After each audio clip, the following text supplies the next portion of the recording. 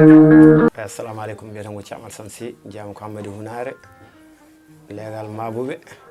Une association qui kawral hamady en France et on des ados agir pour le développement de hamady hounare.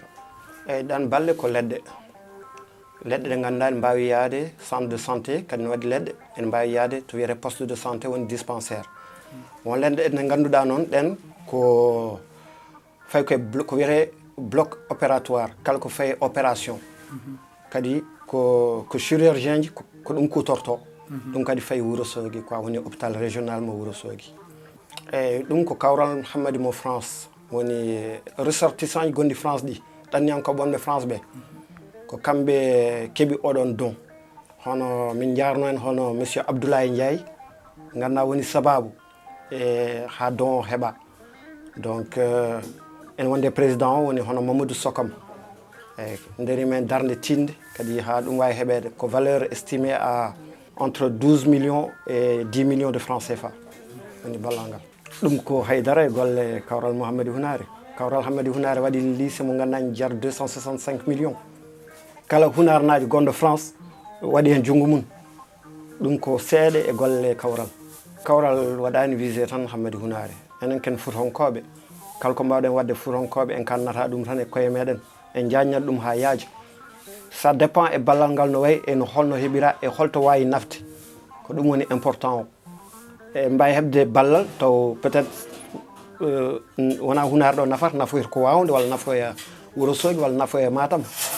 donc pelle de fo non poti wade be poti ko wostondirde miijoji be ballondira kala ko ganda an wuro maade jogi ngodo wuro ala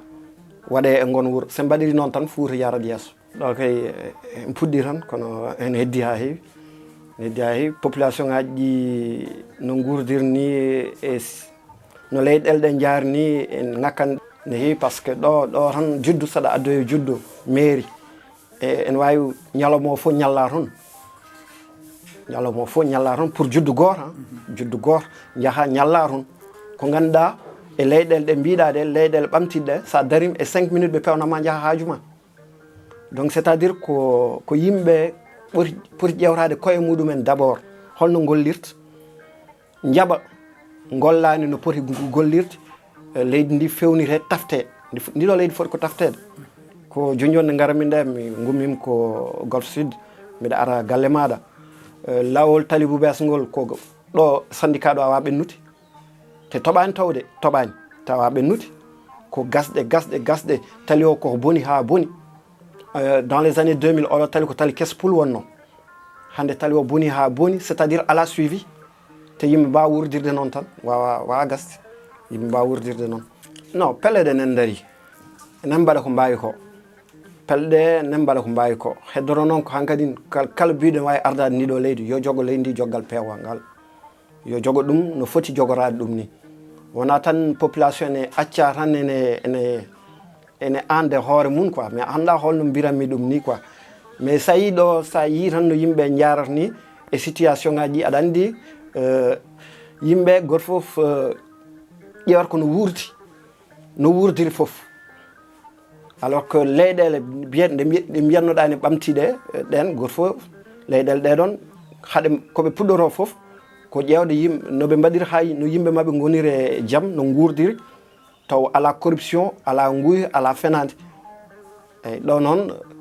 goto foof ƴewata kono wurdiri no dañiri no wurdiri fof ne moƴƴi aɗa andi ko calɗi tati goni calɗi développement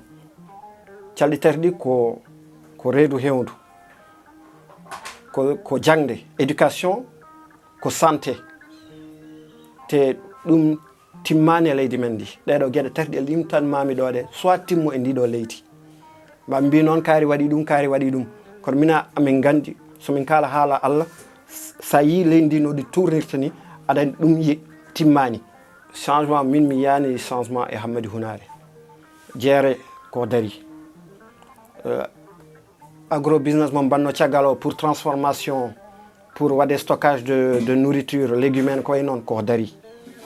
donc chantier nen ton gasani ɓuuri hande hirande fawde chantier ɗi continani te population ngaji ɗi kalnaka ko tagui ɗiɗo chantier ji daari e ganda jiɗan ranke ne daari normalement ɗiɗon chantier ji fof ko chantier ɗi ganduɗa budget o yaltino donc foti so fuɗɗama foti ko gasde ko tagui gasani min min gonani e mairie ɗum ko wonɓe mairie mbawi jabade on non Thiamsi Allah jarama a jarama eyyi Koumi a jarama merci beaucoup